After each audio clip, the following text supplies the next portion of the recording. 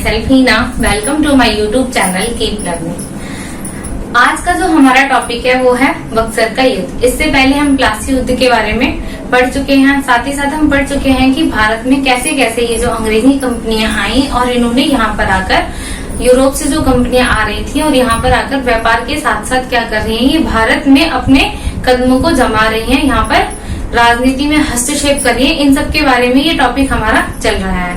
तो आज हम पढ़ेंगे बक्सर का युद्ध। ये प्लासी के युद्ध के बाद की घटना है जब बक्सर का युद्ध होता है, तो इसके बारे में आज हम पढ़ते हैं। भारत में जो बंगाल का क्षेत्र था, यहाँ पे हमने प्लासी के युद्ध में पढ़ा था कि 1757 में मीर जाफर को प्लासी में युद्ध में जब सिराजुद्दौला की हार हो जाती है, जो बंगाल के नवाब थे, उनकी हार के बाद मीर जाफर को यहाँ का नवाब बना दिया जाता है। किसको बना दिया गया नवाब? मीर जाफर को नवाब बना दिया गया। और ये क्या था? अंग्रेजों की मात्र कठपुतली था। इसको कठपुतली शासक के रूप में भी जाना जाता है, क्योंकि ये सिर्फ नाम मात्र का यहाँ का शासक था। जो भी यहाँ पर निर्णय लिए जा रहे थे बंगाल के क्षेत्र में, जो भी कार्य किए जा रहे थे, वह अंग्रेज अपने हितों के अनुसार उन कार्यों को कर रहे थे। तो ये सिर्फ क्या है, कठपुतली शासक बनकर रह जाता है। इसी क्रम में क्या होता है कि क्लाइव क्या करता है कि बंगाल का जो खजाना है उसको दिन प्रतिदिन खाली करता जा रहा है। अपने लाभ के लिए, अपने हितों के लिए ऐसी नीतियां बनाई जा रही हैं, ऐसे कार्य किए जा रहे हैं कि जिनसे क्या है कि अधिक से अधिक लाभ अंग्रेजों को हो सके, तथा जो बंगाल के नवाब हैं उनका जो राजकोष है, जो खजाना है, वो खाली होता जा रहा है। तो 1757 में मीर जाफर को नवाब बनाया। ये मात्र कठपुतली थे। अब यहाँ पर अंग्रेज क्या है, एक इसका परिणाम क्या हो रहा है कि अंग्रेज एक शक्ति के रूप में उभर कर सामने आ रहे हैं। अंग्रेज एक पावरफुल बनते जा रहे हैं, जिससे कि क्या है कि वह भारत में और किसी को अपना प्रतिद्वंदी के रूप में नहीं देख रहे हैं।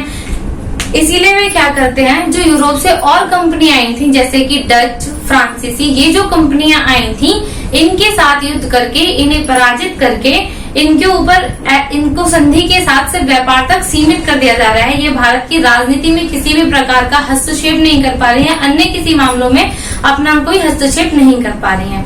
अकेले अंग्रेज जो हैं वही क्या है, शक्तिशाली होते जा रहे हैं। तो 1759 में होता है बेदरा का युद्ध। बेदरा का युद्ध, ये युद्ध हुआ डच और अंग्रेजों के मध्य। इस युद्ध में भी अंग्रेजों की जीत होती है और अंग्रेज डचों को हरा देते हैं। और हार के बाद क्या होता है कि इनका जो कार्य क्षेत्र है वो काफी सीमित होकर रह जाता है। इसके बाद 1760 ईस्वी में होता है बांडीवास का युद्ध। ये सारे हम डिटेल में पढ़ चुके हैं। आज थोड़ा शॉर्ट में ये पूरा इसको कनेक्ट करते जा रहे हैं कि कैसे 1764 में जाकर बक्सर का युद्ध हुआ। तो 1760 में होता है बांडीवास का युद्ध। ये युद्ध भी हमने पढ़ा था कि किसके बीच होता है, फ्रांसीसी कंपनी और अंग्रेजों के बीच ये युद्ध होता है। इन दोनों के बीच में ये युद्ध होता है और इस युद्ध में भी अंग्रेज विजयी होते हैं और फ्रांसीसी हार जाते हैं। तथा फ्रांसीसियों को इस शर्त के साथ भारत में व्यापार करने के लिए अधिकार दे दिए जाते हैं कि आप सिर्फ भारत में व्यापार करेंगे, व्यापार क्षेत्र तक ही आप सीमित रहेंगे, इसके अलावा आप यहाँ पर अपनी सेना शक्ति को नहीं रख सकते हैं। ये शर्त फ्रांसीसी के ऊपर लगा दी जाती है। तो 1757 में जब मीर जाफर को इन्होंने नवाब बनाया, तो 1757 से लेके 1760 तक के यहाँ के नवाब रहते हैं। 1760 तक नवाब रहते हैं। 1760 में इनके दामाद है मीर जाफर के, जिनका नाम क्या है, मीर कासिम। मीर कासिम।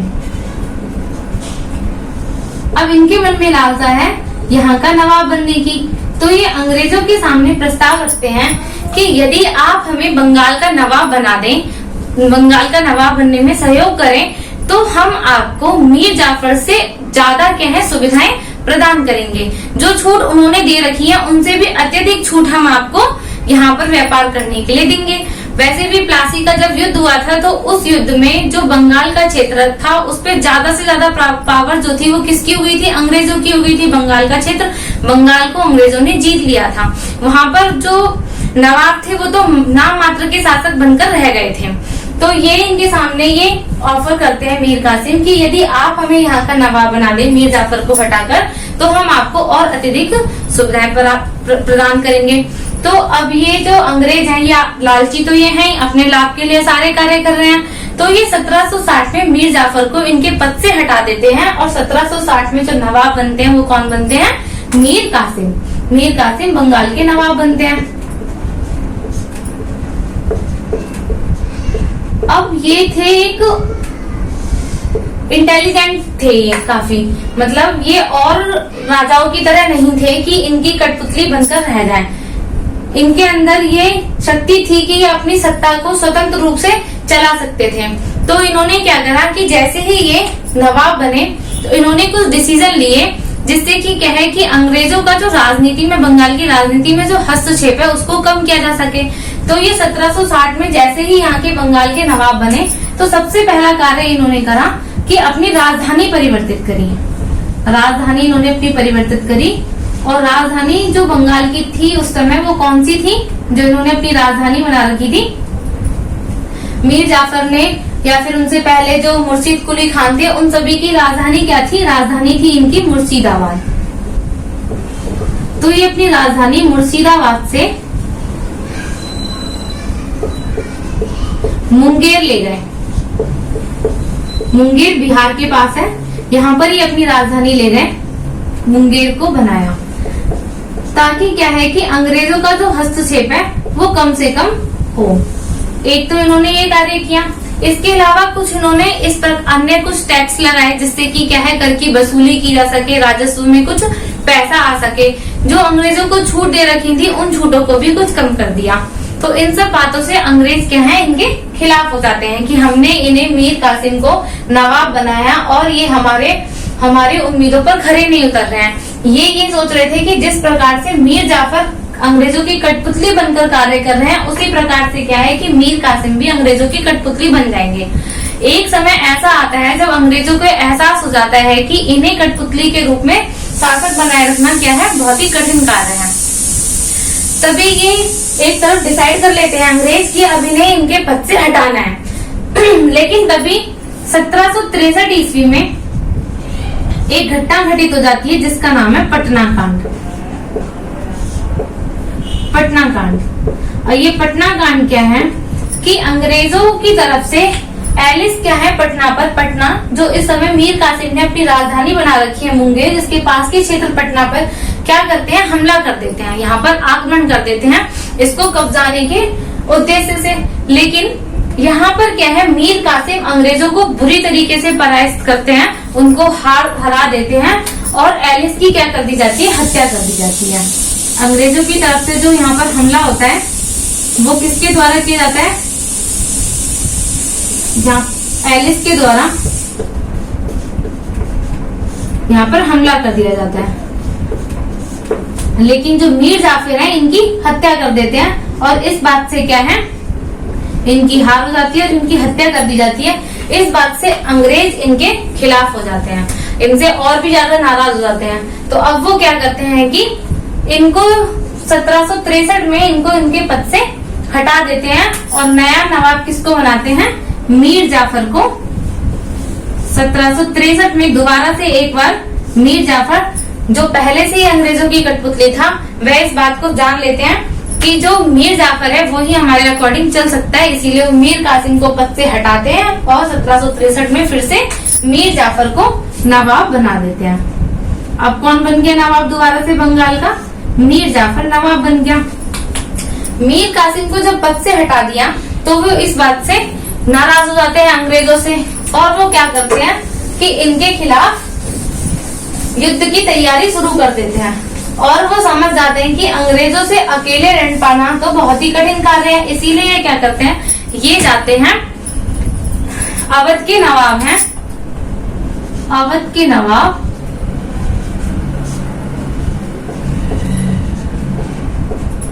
अवध के नवाब सुजाउद्दौला के पास।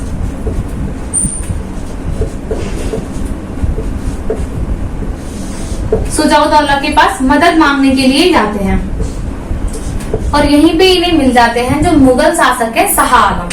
किसकी भेंट जाती है इनकी? शाह आलम से। शाह आलम से यहाँ पर ये तीनों मिलकर यह फैसला करते हैं कि अब क्या है अंग्रेजों का मुकाबला हम तीनों मिलकर करेंगे। कौन कौन तीनों मिलकर? मीर कासिम, सुजाउद्दौला और शाह आलम, ये तीनों आपस में मिल जाते हैं और अंग्रेजों का मुकाबला करने के लिए तैयार हो जाते हैं। कौन कौन है? नंबर 1 मीर कासिम,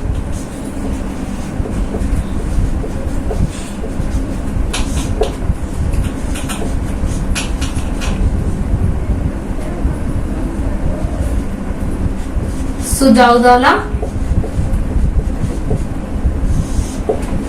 और तीसरे कौन है? शाह आलम, जो कि मुगल शासक है। ये तीनों मिलकर क्या करते हैं? अंग्रेजों के खिलाफ युद्ध छेड़ देते हैं। अंग्रेज, और यही जो युद्ध है वो क्या कहलाता है? बक्सर का युद्ध। क्या कहलाता है? बक्सर का युद्ध।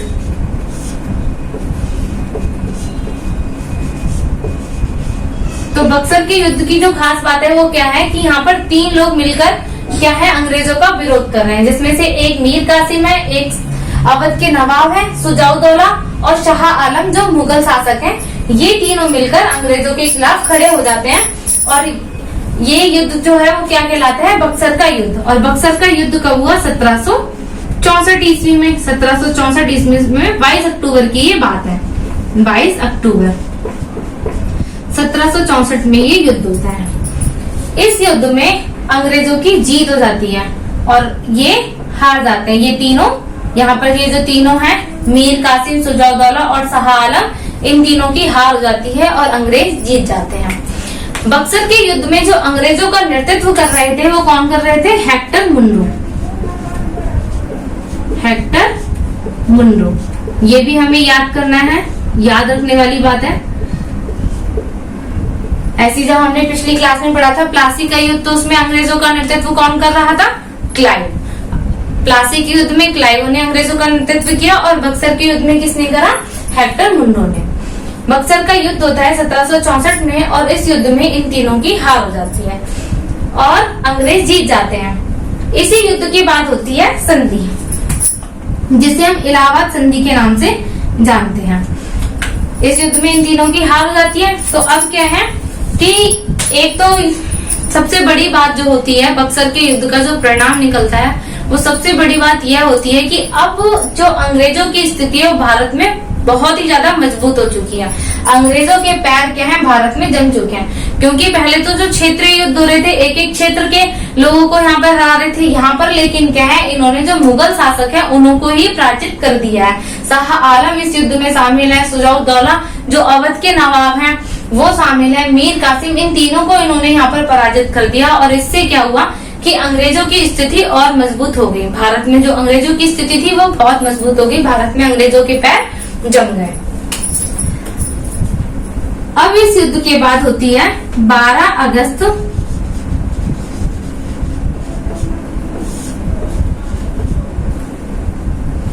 1765 में संधि, जिसे किस संधि के नाम से जाना जाता है? इलाहाबाद की संधि। इलाहाबाद की संधि, ये 2 संधि होती हैं। एक जो संधि होती है वो अंग्रेज और शाह आलम के मध्य होती है, मुगल शासक के मध्य, और जो दूसरी संधि होती है वो होती है अंग्रेज और सुजाउद्दौला के मध्य। प्रथम संधि जो है, प्रथम संधि वो होती है अंग्रेज और शाह आलम के मध्य, और जो द्वितीय संधि है वो किसके मध्य होती है? अंग्रेज और सुजाउद्दौला के जो अवध के नवाब थे उनके मध्य संधि होती है। इस संधि में जो निर्णय लिए जाते हैं वो ये निर्णय लिया जाता है कि एक तो जो मुगल शासक हैं वो फरमान जारी कर देते हैं, जिस फरमान में ये आदेश दिया होता है कि अब बंगाल, बिहार और उड़ीसा, बंगाल, बिहार और उड़ीसा इन क्षेत्रों से राजस्व वसूल करने का जो अधिकार है वो अंग्रेजों को सौंप दिया गया। तो यहाँ पे हम लिख लेते हैं प्रथम संधि। प्रथम संधि, इस संधि में पहला निर्णय ये होता है कि बंगाल, पहले लिखते शाह आलम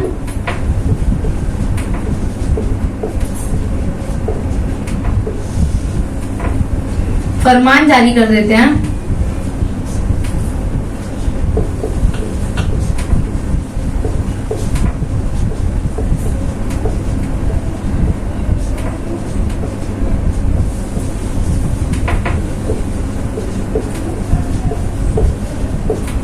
बंगाल, बिहार और उड़ीसा का जो क्षेत्र है, यहाँ से राजस्व वसूली का अधिकार किसको दे दिया गया है? राजस्व वसूली का अधिकार अंग्रेजों को दे दिया जाता है। मतलब इन तीनों क्षेत्रों से अब जो राजस्व की वसूली की जाएगी वो कौन करेगा? अंग्रेज करेंगे। और दूसरा निर्णय इस संधि में ये लिया जाता है कि जो अंग्रेज हैं वो मुगल शासक को 26 लाख रुपए वार्षिक पेंशन के रूप में उन्हें प्रदान करेंगे। अंग्रेज 26 लाख रुपए वार्षिक पेंशन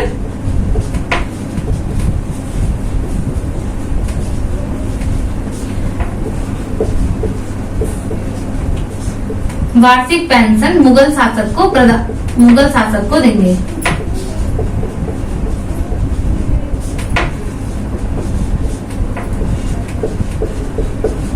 ये तो थी प्रथम संधि, जिसमें शाह आलम ने तो बंगाल, बिहार और उड़ीसा का जो क्षेत्र था वहां से राजस्व वसूली का अधिकार अंग्रेजों को दे दिया। और अंग्रेजों ने क्या करा कि 26 लाख रुपए डिसाइड कर दिए कि 26 लाख रुपए वार्षिक जो है मुगल शासक को पेंशन के रूप में दिए जाएंगे। अब है दूसरी संधि। दूसरी संधि जो होती है ये 4 दिन बाद ही हो जाती है। 12 अगस्त को इनकी दूसरी संधि होती है। 16 अगस्त 1765 में द्वितीय इलाहाबाद संधि।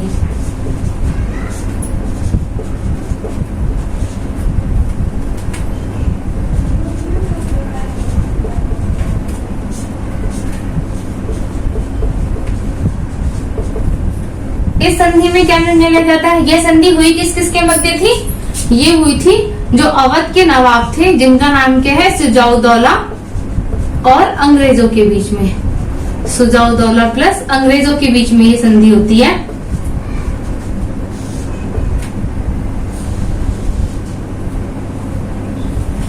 और इस संधि में ये डिसाइड किया जाता है जो इलाहाबाद, अवध के जो क्षेत्र हैं उसमें से इलाहाबाद और कड़ा और इलाहाबाद के कुछ राज्य जो हैं वो किसको सौंप दिए गए? मुगल शासक को सौंप दिए गए। कड़ा तथा इलाहाबाद के कुछ जिले बोल सकते हैं, इलाहाबाद के कुछ जिले।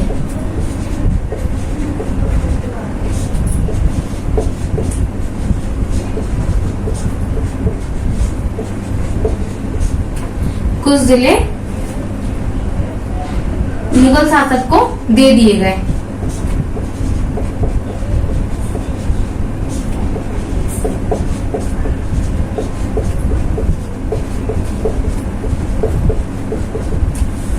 और बाकी के जो इलाहाबाद के क्षेत्र बचे वो सारे किसको दे दिए गए? सिराजुद्दौला को ही वापस कर दिए गए। इलाहाबाद के जो इन क्षेत्रों को छोड़कर जो और क्षेत्र थे और जो राज्य थे और जो जिले थे, यहाँ के राज्य नहीं जिले कहेंगे, और जो जिले थे वो किसको दे दिए गए? वापस सिराजुद्दौला को दे दिए गए। साथ ही साथ इनके ऊपर 50 लाख रुपए का जुर्माना लगाया गया।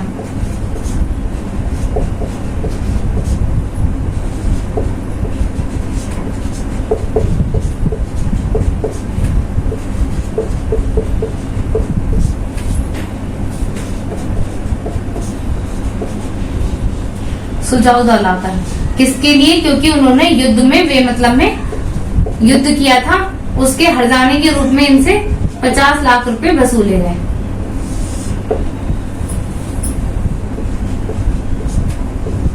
युद्ध के हर्जाने के रूप में।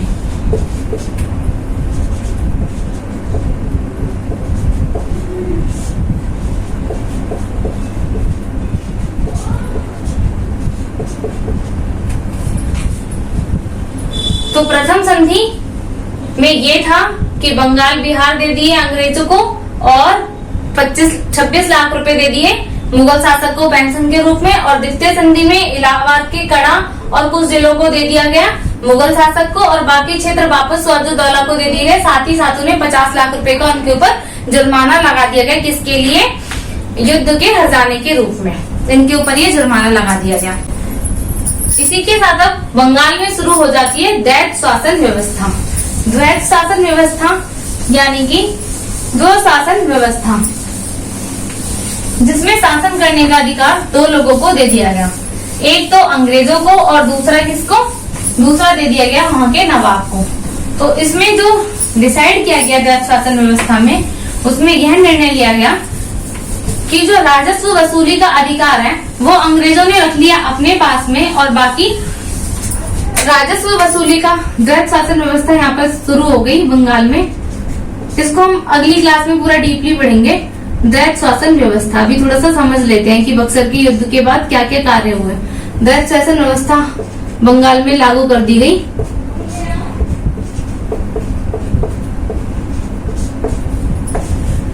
इसमें कर वसूली का अधिकार तो अंग्रेजों ने अपने पास रख लिया। कर वसूली का अधिकार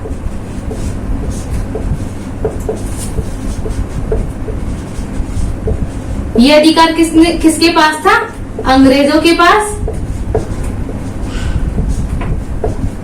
और जो प्रशासनिक कार्य थे वो सारे सौंप दिए गए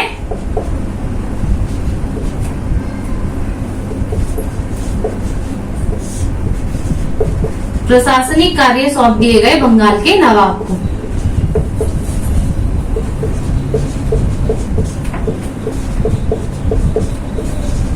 सौंप दिए गए बंगाल के नवाब को। तो ये था हमारा बक्सर का युद्ध। तो एक बार हम इसको पूरे टॉपिक को शुरू से रिवाइज कर लेते हैं, जिसमें हम दोनों युद्धों का रिवीजन कर लेते हैं कि 1757 में जो प्लासी का युद्ध हुआ और 1764 में जो अपना ये हमारा ये जो होता है बक्सर का युद्ध, इनके बारे में हम पूरा एक बार अच्छे से रिवाइज कर लेते हैं। जो मेन पॉइंट है उनको डेट के अकॉर्डिंग याद कर लेते हैं। तो शुरू करते हैं 1707 से। 1707 ईस्वी में औरंगजेब की मृत्यु हो जाती है।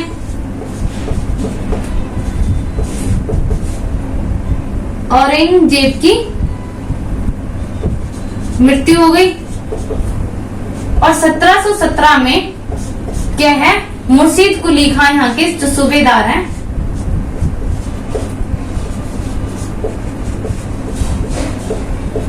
मुर्शीद कुली खान बंगाल के सूबेदार बने और इन्होंने क्या करा, क्षेत्रीय स्वतंत्रता का कार्य आरंभ कर दिया। बंगाल को एक मतलब स्वतंत्र राज्य बनाने की इन्होंने जो कार्य था उसका आरंभ किसके द्वारा किया गया, मुर्शीद कुली खान के द्वारा किया गया।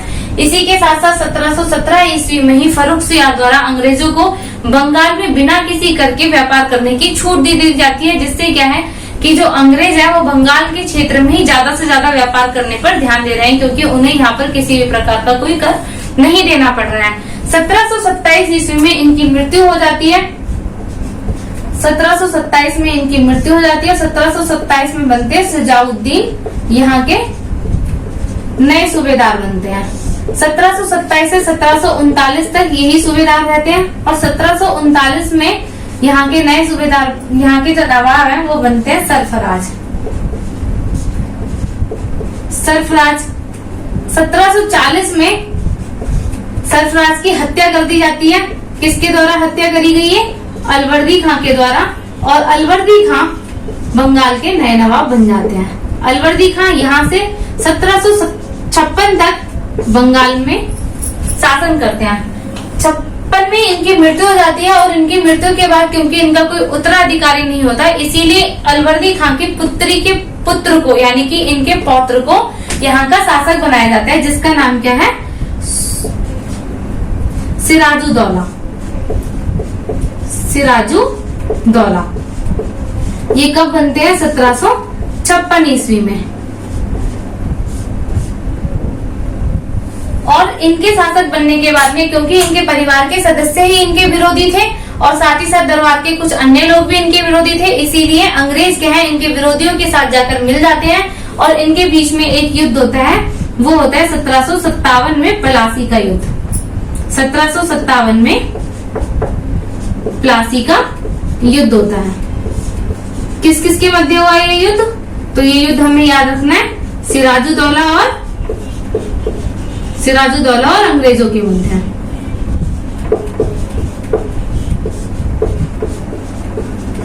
अंग्रेज, इसमें जो अंग्रेजों का नेतृत्व कर रहे थे वो कौन कर रहे थे, क्लाइव।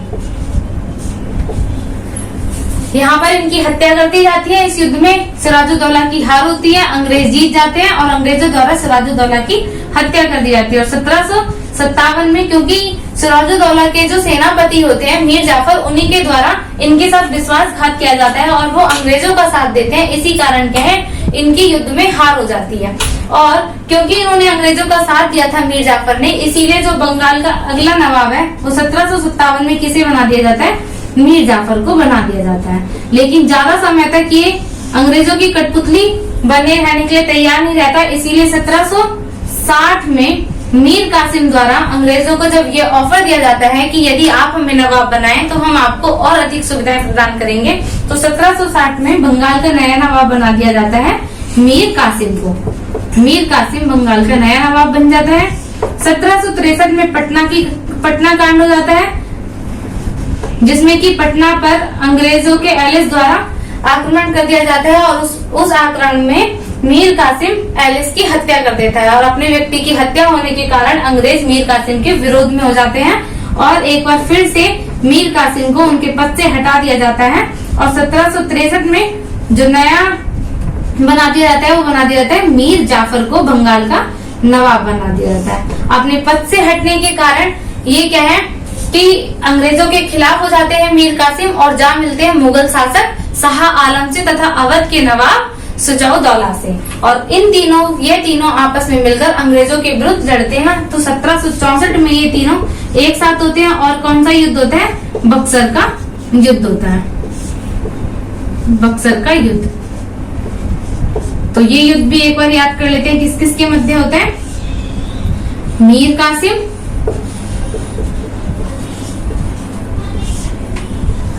सुजाउद्दौला और शाह आलम।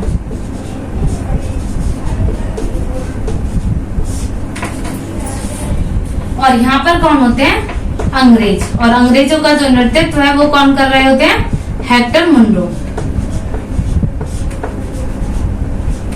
इस युद्ध में अंग्रेजों की जीत होती है और ये हार जाते हैं। इसके बाद इलाहाबाद की संधि होती है 1765 ईस्वी में। 1765 में इलाहाबाद की संधि होती है, जिस संधि में क्या है, इनको कुछ क्षेत्र दे दिए जाते हैं शाह आलम को, बाकी क्षेत्र इनसे छीनकर मुगल बादशाह को, शाह आलम को दे दिए जाते हैं। सुजाउद्दौला से कुछ क्षेत्रों को छीन लिया जाता है इलाहाबाद के। साथ ही साथ इनको शाह आलम को 26 लाख रुपए अंग्रेज वार्षिक पेंशन देने का अधिकार देते, वार्षिक पेंशन देना आरंभ कर देते हैं। और जो शाह आलम है वो अंग्रेजों को बंगाल, उड़ीसा तथा बिहार का क्षेत्र दे देते हैं राजस्व वसूली के लिए। तो 1765 में होती है इलाहाबाद की संधि।